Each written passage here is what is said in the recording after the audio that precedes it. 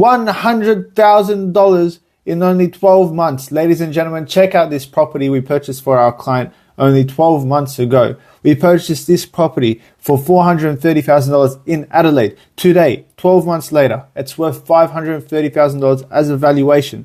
That is $100,000 in growth in only 12 months. As a percentage, that is 23% in capital growth in 12 months. That beats the Australian average growth rate by 5.5 times.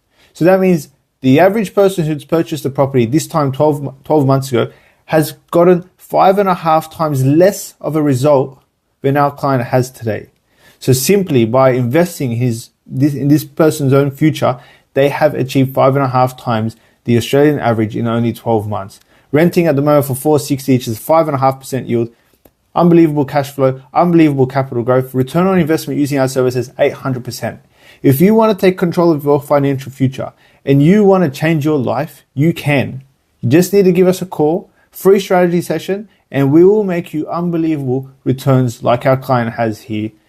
There is a method, there is a science behind it, all data driven, no guessing, 800% return on investment in 12 months, $100,000.